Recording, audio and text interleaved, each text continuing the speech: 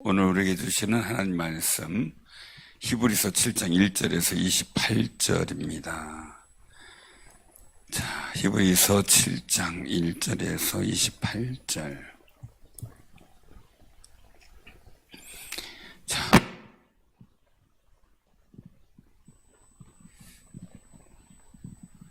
죄송합니다. 마이크 접지가 조금 에러가 자꾸 나는데. 자, 우리 히브리서 7장 359쪽입니다. 교독합니다.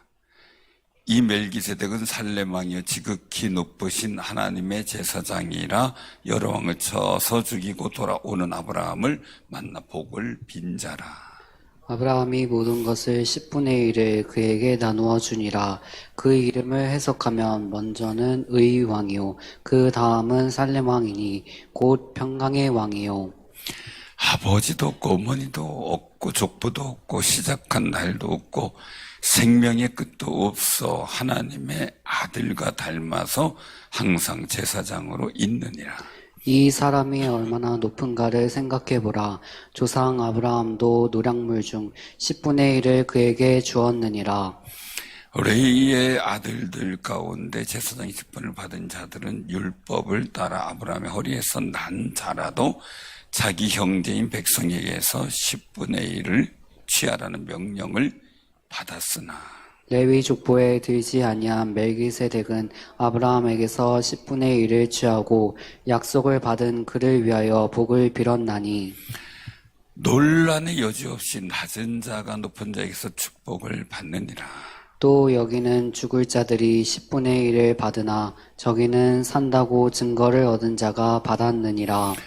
또한 10분의 1을 받은 레이도 아브라함으로 말미암아 10분의 1을 바쳤다고 할 수 있나니 이는 멜기세덱이 아브라함을 만날 때에 레위는 이미 자기 조상 허리에 있었음이라. 레이 계통의 제사 직분으로 말미암아 온전함을 얻을 수 있었으면 그 백성이 그 아래서 율법을 받았으니 어찌하여 아론의 반차를 따르지 않고 멜기세덱의 반차를 따르는 다른 한 제사장을 세울 필요가 있느냐. 제사 직분이 바꾸어졌은즉 율법도 반드시 바꾸어지리니 이것은 한 사람도 제단 이 일을 받지 않는 다른 지파에 속한 자를 가리켜 말하는 것이라. 우리 주께서는 유다로부터 나신 것이 분명하도다. 이 지파에는 모세가 제사장들에 관하여 말한 것이 하나도 없고 멜기세덱과 같은 별다른 한 제사장이 일어난 것을 보니 더욱 분명하도다. 그는 육신에 속한 한 계명의 법을 따르지 아니하고 오직 불멸의 생명의 능력을 따라 되었으니 증언하기를 내가 영원히 멜기세덱의 반차를 따르는 제사장이라 하였도다. 전에 있던 계명은 연약하고 무약함으로 패하고 율법은 아무것도 온전하게 못할지라. 이에 더 좋은 소망이 생기니 이것으로 우리가 하나님께 가까이 가느니라. 또 예수께서 제사장이 되신 것은 맹세 없이 된 것이 아니니 그들은 맹세 없이 제사장이 되었으되 오직 예수는 자기에게 말씀하신 이로 말미암아 맹세로 되신 것이라. 주께서 맹세하시고 뉘우치지 아니하시리니 내가 영원히 제사장이라 하셨도다. 이와 같이 예수는 더 좋은 언약의 보증이 되셨느니라. 제사장 된 그들의 수요가 많은 것은 죽음으로 말미암아 항상 잊지 못함이로되 예수는 영원히 계심으로 그 제사장 직분도 갈리지 아니하느니라. 그러므로 자기를 힘입어 하나님께 나아가는 자들을 온전히 구원하실 수 있으니 이는 그가 항상 살아계셔서 그들을 위하여 간구하심이라. 이러한 대제사장은 우리에게 합당하니 거룩하고 악이 없고 더러움이 없고 죄인에게서 떠나 계시고 하늘보다 높이 되시니라. 그는 저 대제사장들이 먼저 자기 죄를 위하고 다음에 백성의 죄를 위하여 날마다 제사 드리는 것과 같이 할 필요가 없으니 이는 그가 단번에 자기를 드려 이루셨습니다. 율법은 약점을 가진 사람들을 제사장으로 세웠거니와 율법 후에 하신 맹세의 말씀은 영원히 온전하게 되신 아들을 세우느니라.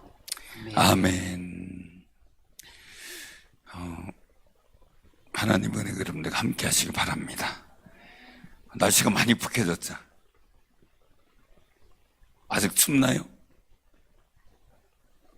많이 풀리죠? 여러분들의 삶도 점점 따뜻한 하나님의 은총으로 가득 차시기 바랍니다. 근데 마음에도 그렇고요. 오늘 이 말씀 속에서 보면 이 멜기세덱, 살렘왕, 지극히 높으신 하나님의 제사장, 이렇게 이제 표현하고 있는 모습을 보게 됩니다. 그래서 이 제사장은 뭘 하는가라는 거죠. 제사장은 말 그대로 하나님께로 가는 길을 열어주는 역할을 하죠. 죄를 가지고 재물과 함께 온 백성을 위하여 번제를 드리고 그 피를 제단에 뿌리며 그 제사하기를 하나님 앞에 구하며 선언하는 거예요. 죄 없이 하나님께로 가야 되는데 죄가 있는 백성 못 가니까요. 중요한 것은 뭡니까? 죄가 모든 것의 근원이죠. 그래서 오늘 이 말씀 속에서는 대제사장의 일들인데요. 제사장의 역할, 제사장의 사역이죠. 사역을 보면 말 그대로 하나님께 제사를 드리는 거죠. 하나님께 제사를 드려요. 한마디로 뭡니까? 오늘 제사는 예배죠. 그럼 제사를 드리는데 하나님께 나아가는 자는 반드시 무슨 문제가 생깁니까? 죄의 문제가 있죠. 이 죄의 문제를 하나님 앞에 번제를 드림으로, 이 번제는 제물을 태우는 거죠. 번제를 드림으로 죄의 문제를 해결하죠. 그 피를 가지고 하나님 앞에 제3의 일들의 은총을 구하면서 말이죠. 그럼 우리가 여기서 이제 한 가지 기억을 해야 될 것은요. 우리 목사님들하고 이제 같이 여러 가지 얘기를 하다가 우리가 이제 오해되는 그런 부분들이 있어요. 오해되는 부분이 뭐냐면 재물을 가지고 온 이제 하나님께 예배 번제물을 가지고 온 그 백성이 어떻게 하느냐라는 짐승에 안수하고 자기의 죄를 그 짐승에게 전가시키는 거죠. 그리고 그 짐승을 이제 칼로서 죽이는 것까지 하는 겁니다. 그 죽이는 순간 어떻게 됩니까? 내가 죽는 겁니다. 그 죄로 인하여 내가 죽는 건데 짐승이 대신 죽는 겁니다. 그때 그런 얘기가 나오더라고요. 어떤 분들은 이제 잘못 생각해서 대제사장들이 이 도살에 상당한 능력이 있다라는 얘기를 하는 분이 있는데 그것은 가지고 온 사람이 그렇게 하고요. 그 다음에 이제 번제를 뜨고 그리고 이 재물의 처리에 대해서 절차는 제사장이 밟죠. 그 피나 모든 에 대해서. 만약에 오늘날 그렇게 하라 그러면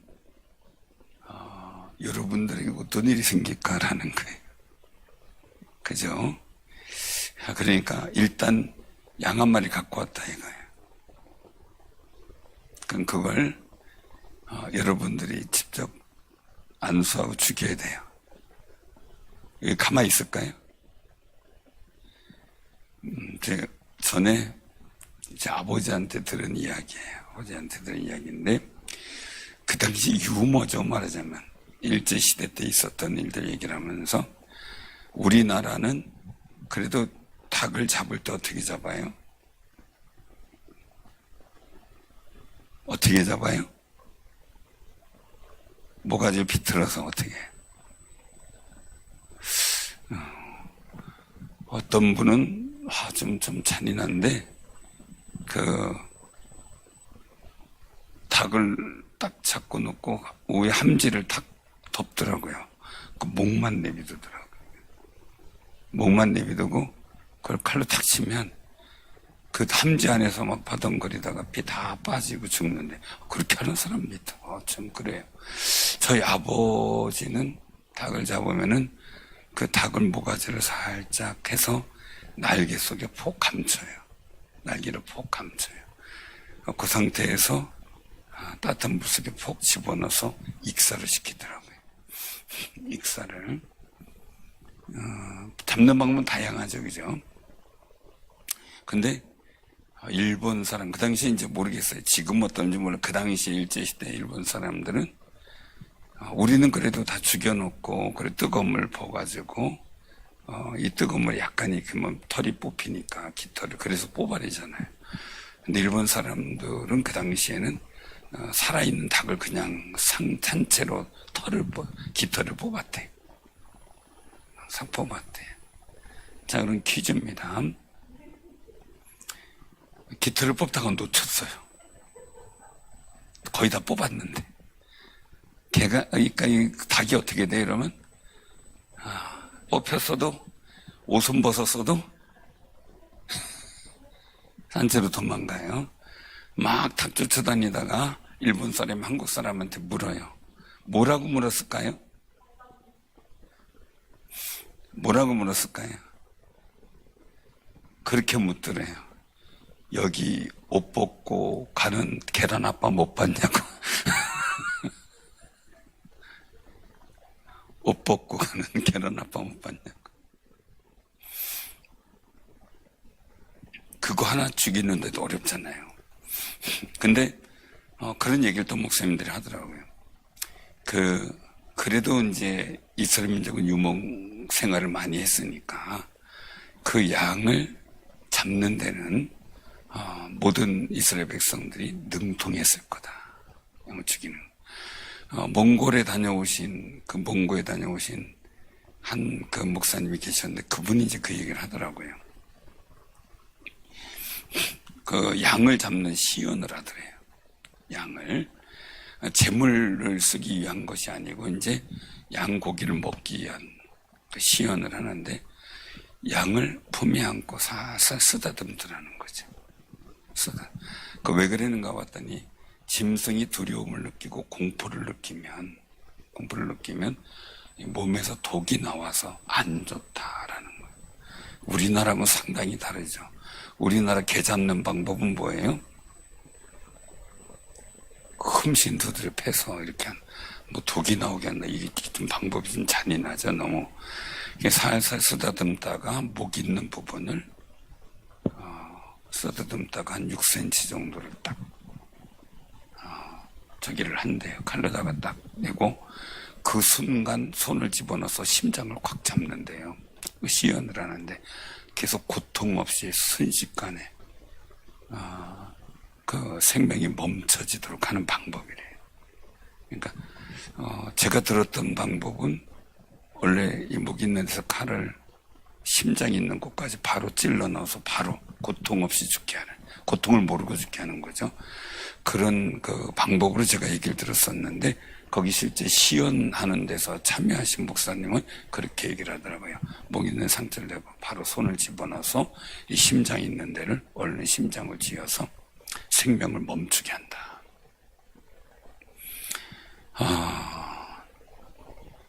자, 우리가 만약에 하나님 앞에 지금도 그 구약의 제사대로 하나님 번제를 드린다면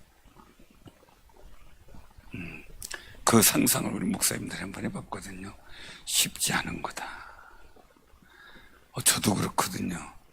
아버지한테서 배울 때 닭을 이렇게 이제 잡는 방법을 배웠는데 못하겠더라고요. 어린 마음에 못하겠. 저부터도 구약의 율법에서 레위 자손의 제사장이 되긴 참 힘들겠다. 그 생각을 했어요. 힘들겠다. 자, 우리 간호사 자격증 있는 분 있나요, 여기? 안 오셨나요? 그 조무사 하신. 한번 주사 놓는 거 시연해 보셨어요? 어때요, 이게? 처음에 무에 놓죠. 무나 이런데 김대장한테 실속 교제가 돼요. 느낌이 어땠습니까? 실속 교제된 느낌. 무서웠어요. 믿을 수 있는 의사가 한다면 이제 뭐 믿거니 맡기는데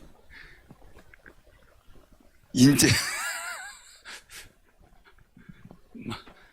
그러니까 간호사 이제 공부를 하는 분들은 그 가족들이 다 공포의 대상이래. 실습을 해도 누구 없으니까 막 그 가족을 데려다 이거 뭐라고 어떻게 할 수가 없잖아요. 그러니까 뭐 이 주사 뭐 정맥 주사 이런 거 놓다가 잘못되기도 하고 막 부풀어 오르기도 하고 멍이 들기도 하고 뭐 온갖 실수를 할 거 아니겠습니까? 그런데 공포스럽죠. 이해가 됩니다. 주사 하나 놓는 것도 그죠? 쉽지 않죠. 근데 메스를 주고 한번 이렇게 하를 째라되면요. 그 조무사 하실 수 있겠어요? 그런 상황이란 말이죠, 우리가. 여러분들 중에 자신있게 나는 수술하는데 메스를 이렇게 사람 살을 이렇게 자르고 그러는 게 나는 좋고 즐겁게 할 수 있다 이럴 수 있나요? 어렵죠. 제사장은 그렇게 짐승을 갖고 온 사람의 죄를 다 뒤집어쓴 그 짐승이 이제 죽는 모습까지 보고 그걸 각을 떠서 제물로 하나님 앞에 이제 드리게 되는 그런 모습들입니다. 정말 우리가 기억해야 될 것은요. 죄를 구하면 다 들어요. 우리 제사장적 역할이 뭐냐라는 거죠. 이 멜기세덱이라고 하는 일들 속에서 우리가 그냥 여기를 본문 말씀 속에 전통의 일들 속에 말씀드린다면 멜기세덱 제사장의 대표적인 사람이 구약인 멜기세덱이란 말입니다. 이 제사장의 사역 속에 대표적인 멜기세덱인데 이 멜기세덱의 제사장의 역할 속에서는 가만히 보면 여기 보면 어떻게 됩니까? 2절에 보니까 먼저는 의왕, 그 다음은 살렘왕, 그 다음에 평강의 왕이다. 자, 의의 왕이고 살렘왕, 샬롬, 평안의 왕, 평강의 왕이에요. 근데 3절에 보니까 어떻게 됩니까? 아버지도 없고 어머니도 없고 족보도 없고 시작한 날도 없고 생명의 끝도 없고 하나님의 아들과 닮아서 항상 제사장을 있다. 항상 제사장을 있다는 얘기는 지금도 제사장 직분이 유지가 된다는 게 아니라 그의 명칭이 성경이 그냥 제사장으로 남아있는 거죠. 남아있어요. 자, 그런데 중요한 게 뭡니까? 우리 예수님은 어떤 분입니까? 의의 왕이고 평강의 왕이죠. 구약의 선자들이 평강의 왕으로 예언해놨죠. 근데 중요한 게 뭡니까? 예수님께서 제자들에게 딱 선포한 게 뭡니까? 평강이 있을지어다. 할렐루야. 평강의 왕임을 선포하신 거죠. 오늘도 여러분들에게 평강이 있을지어다 선포하신 하나님 예수님의 거룩한 은혜가 임하길 바랍니다. 평강의 왕이에요. 그러니까 예수님도 가만히 보면 그것처럼 물론 사람의 몸을 입에 통해서 났지만 말이죠. 결국은 예수님은 시작도 끝도 없는 분이죠. 이미 한 태초에 말씀과 함께 하나님과 함께 말씀을 계셨으니까 끝도 없어요. 지금 하나님 보좌 우편에 앉아 계시고 영원한 창조주이시며 왕이시니까. 자, 그런데 레위 지파는 누구의 자손이에요? 제사장은 누구의 자손이에요? 레위 지파, 아론의 반차를 따르는 일들 속에 또 레위 지파의 일들. 자, 레위 지파는 어떤 지파예요? 야곱이 아버지 집으로 돌아올 때 그때 여동생의 문제로 인하여 한 족속을 다 살인한 살인기계로 야곱 병거했죠. 그래서 저주를 하잖아요. 그래서 흩어진다. 이스라엘 백성에서 흩어진다. 그래서 시몬과 레위 두 사람이 있었는데 시몬 지파는 진짜 흩어져서 존재감이 없어져요. 근데 레위 지파도 흩어졌게. 근데 중요한 게 뭡니까? 흩어져서 백성들의 죄를 사하며 하나님께로 가는 그 영적 통로를 열어가는 역할을 하거든요. 죄사함을 주는 역할 말이죠. 그렇게 된 이유가 뭡니까? 이스라엘 민족이 출애굽을 해서 갈 때 이스라엘 민족이 범죄를 하게 되죠. 하나는 황금 송아지 만드는 범죄, 하나는 모압 자손과 혼합하며 그들의 우상의 문화를 받아들이는 큰 실수를 하게 되죠. 그때 하나님의 직노가 임하는데 여호와의 질투심을 갖고 비누하스가, 레이지파트 비누하스가 그 하나님의 심판에 쓰임을 받죠. 그래서 여호와의 질투심을 갖고 그가 최선을 다한 비누하스의 일들을 통해서 레이지파는 흩어짐을 면하고 오히려 흩어져서 백성들의 죄를 사하는 거룩한 사역의 역할을 감당하게 돼요. 그래서 레이지파는 지금도 현존하죠. 하나님께서 주신 약속대로. 자, 그럼 우리가 이 일들 속에서 볼 때 예수님은 레이지파가 아니에요. 유다 지파예요. 그러니까 이 유대인들이 보는 면에서는 예수님이 우리의 죄를 지고 가는 어린 양이 우리의 모든 죄를 사해주는 역할을 하기 위해서 십자가를 달려 죽으셨어요. 그 자체가 대제사장의 역할이죠. 그러면 그 당시의 일들 속에 종교적 권위는 누구냐? 대제사장이죠. 그런데 오늘 이 말씀 속에서 보면 뭡니까? 제사장의 대제사장, 인간의 대제사장의 역할은 의미가 없는 거죠. 왜냐하면 오늘 여기서 그 말씀 속에 있는 것처럼 22절에 보면 그렇게 말씀하셔요. 22절. 이와 같이 예수는 더 좋은 언약의 보증이 되셨느니라. 그리고 23절에서 24절 같이 봉독합니다. 시작. 제사장 된 그들의 소요가 많은 것은 죽음으로 말미암아 항상 잊지 못함이라되 예수는 영원히 계심으로 그 제사장 직분도 갈리지 아니하느니라. 아멘. 예수님 지금도 부활해서 살아계셔서 하는 나라 우편에 앉아 계시니까 우리 영원한 중보자시죠. 자, 근데 여기서 이제 굉장히 우리가 중요한 모습들을 보게 돼. 제사장 수요가 많아요. 오살 아니면은 여러 가지 일들 속에 실수로 인하여 문제가 생긴 사람이 도피성으로 피하죠. 요단강 동편 쪽에 세고 서편 쪽에 세고 대놓고 도피성은 제사장의 관할이에요. 그래서 도망가서 피했을 때 거기에 관할하는 제사장이 죽을 때까지 거기에서 나오지 못해. 또 다른 일들이 생길 수 있으니까. 제사장이 이제 죽고 그를 싫어하는 제사장이 죽었을 때 열고 다시 거기에서 나와 자유롭게 생활할 수 있는 거죠. 자, 그러면 우리가 일들 속에서 가만히 볼 때 생각하는 거예요. 인간 속에서의 제사장의 역할은 한계성이죠. 죽으면 끝나는 거죠. 예수님은 영원히 부활하셔서 영원히 계신 분으로 영원히 계신다. 제사장보다 끝나는 게 아니죠. 사람은 죽음으로 끝나잖아요. 죽음으로. 제사장의 모든 사역과 역할이 끝나요. 근데 예수님은 영원하신 거죠. 근데 이 제사장의 일들 속에 얘기를 하는 거죠. 자, 그럼 왜 자꾸 레위 지파로 얘기를 하느냐? 멜기세덱도 아버지도 없는데 아무것도 없고 어느 지파가 없다. 왜? 이미 아브라함의 후손 속에서 레위 지파가 나오는 거지. 그전에는 멜기세덱은 의의 왕, 살렘의 왕, 그 평강의 왕인데 그는 레위 지파가 아니지 않느냐. 예수님께서도 제사장이 된 것은 하나님께서 왜 21절에 하나님께서 맹세하시고 보내주신 대제사장이다. 어떤 거예요? 주께서 맹세하시고 뉘우치지 아니하시리니 내가 영원히 제사장이라. 이 말씀을 시편 110편 4절의 말씀을 인용하셔. 영원히 된다.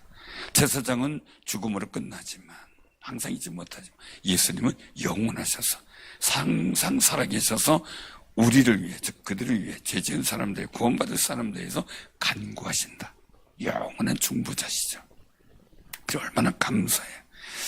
그러니까 제사장의 그 역할은 어디서 나오냐면 이 26절부터 나오거든요.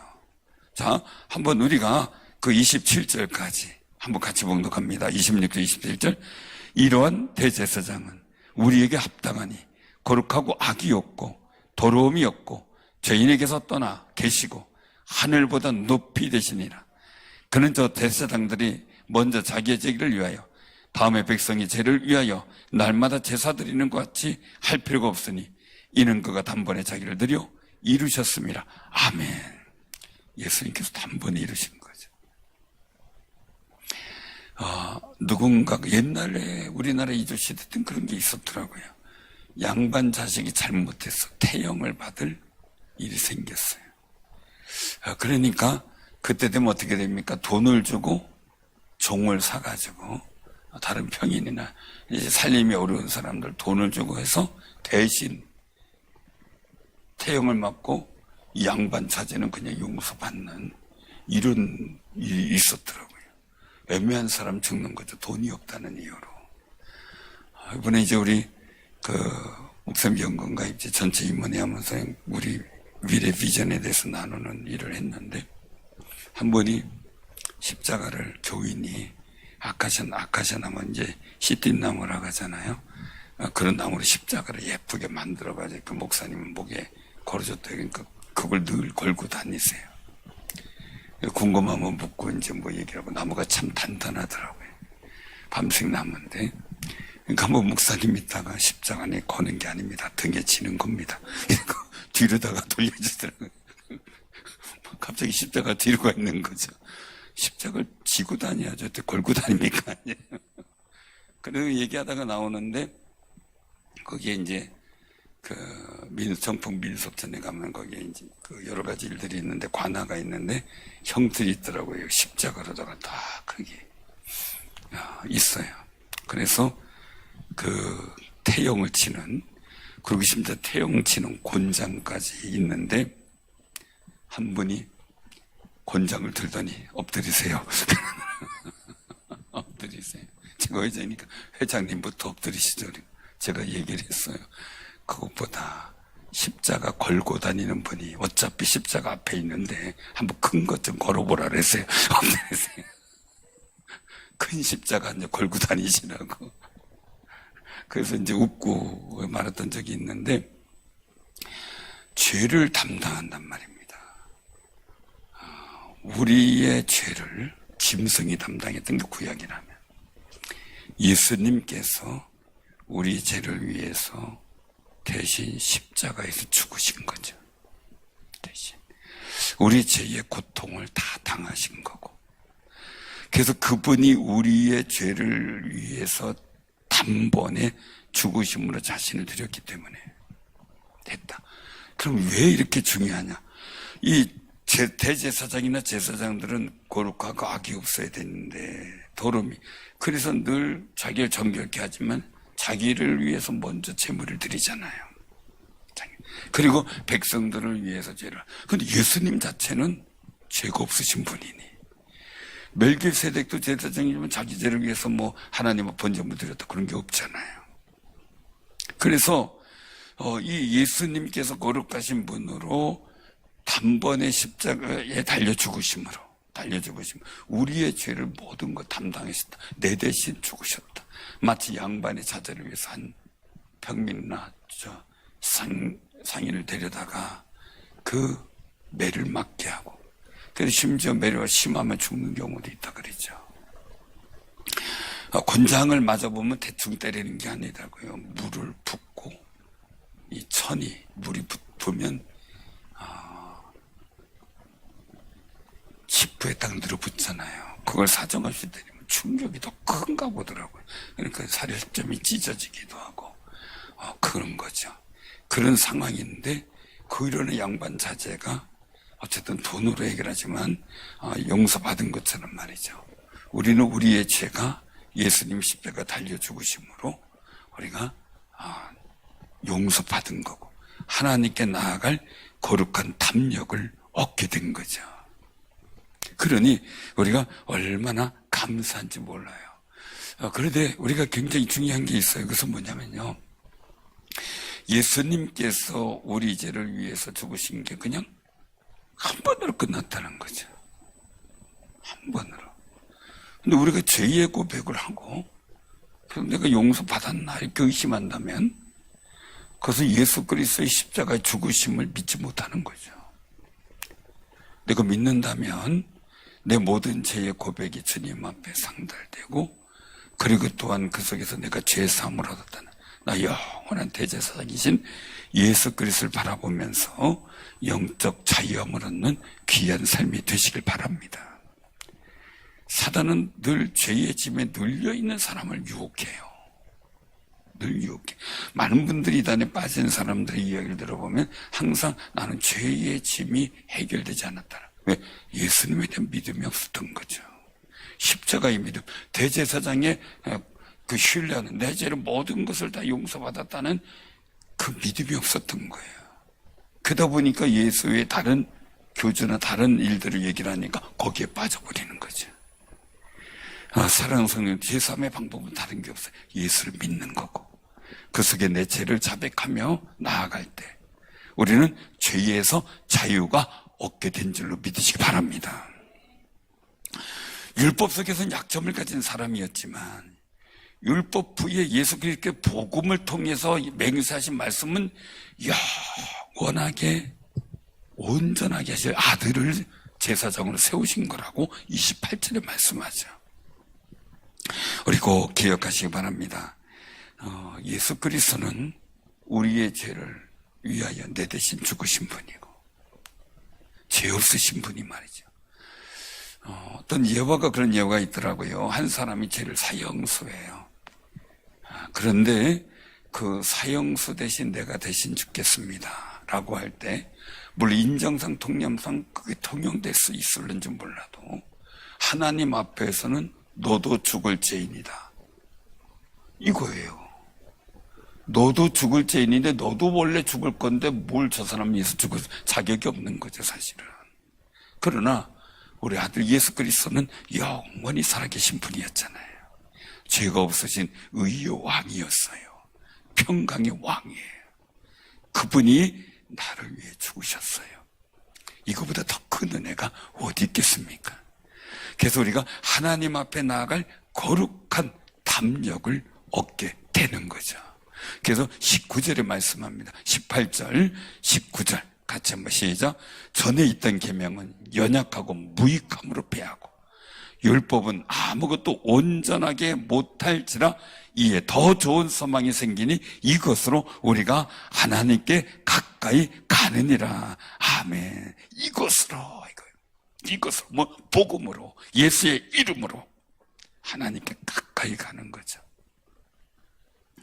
원래 사단은 갖가지 방법으로, 사상으로, 이단으로, 갖가지 환난과 어려움으로 우리로 하여금 하나님께로 가까이 갈 근거와 능력, 권세가 된 예수의 이름을 포기하게 만들고 잊어버리게 만들고, 그걸 다른 것으로 우상을, 하나님 우상을 대처하듯이 다른 것으로 대처하려고 멋진 유혹을 하고 있어요.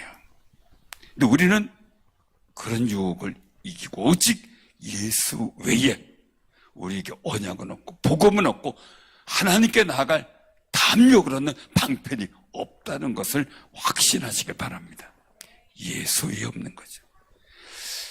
그러므로 우리도 이제 에베소나 이런 데 나중에 또 다시 말씀드렸지만 우리가 그동안 말씀드렸던 게 뭡니까? 우리 왕 같은 제사장이에요. 제사장은 자기의 연약함을 하나님께 맡겨 온전함을 통해 우리 백성의 죄를 담당하려고 하는 게 제사장이에요. 우린 연약해 부족해 날마다 나의 죄를 용서받기를 하나님께 기도하고 자백하고 나아가지만, 우리가 다른 사람의 죄 고백과 어려움과 아픔을 들을 때 우리도 그들 용서하고 끌어안으며 하나님 앞에 제사함 받기를 기도할 수 있는 게 우리의 거룩한 사역이에요. 그럼 이 나라 이 땅에 대해서 우린 여러 가지 일들 속에 각자의 생각은 다 다르지만 푸념하고 속상해하고 할 때가 있어요. 그것 때문에 사단은 분노하게 만들고 분노한 사람을 통해 엉뚱한 일을 만들게 하고 생명을 버리게 하고 하는 일들을 보게 돼. 우리는 그러지 말고요. 왜? 왕 같은 제사장이잖아요. 정말 이 나라 이 민족 이 땅의 죄를 위해서 기도할 수 있는 거룩한 왕 같은 제사장의 사역을 감당하시기 바랍니다. 너무 중요한 게 다니엘도 그렇게 기도했고요. 느헤미야도 그렇게 기도했고요. 많은 선자들과 많은 믿음의 사람들이 그 땅의 죄가 지워지고 사해지기를 기도하면서 그 땅을 고쳐나가기도 하고 구원의 역사를 만들어 갔어요. 여러분들도 그런 예수 그리스도를 따르는 거룩한 제사장, 믿음의 제사장의 역할을 감당하는 아름다운 삶이 되시기를 바랍니다. 중요한 거는요, 내 제사함이 이루어졌을 때, 또 우리의 선포로 인해 다른 사람의 제사함이 이루어졌을 때 하나님의 거룩한 긍휼하신 은혜가 임하게 된다는 거예요. 임하게 된다.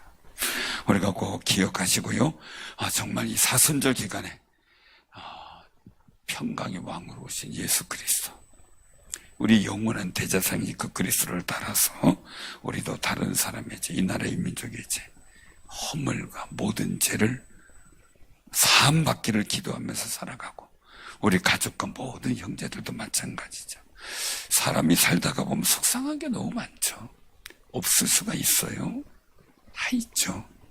그런데 중요한 건 말이죠, 그 죄가 그대로 있으면 나도 손해 너도 손해라는 거예요. 그 죄가 이 땅에 없어질 때, 정말 여호와의 질투심을 갖고 기도할 때 하나님의 구원의 은총은 우리를 통하여 새롭게 역사될 줄로 믿으시기를 바랍니다. 그 은혜가 우리 모든 분들에게 함께 하시기를 주님의 이름으로 축원합니다.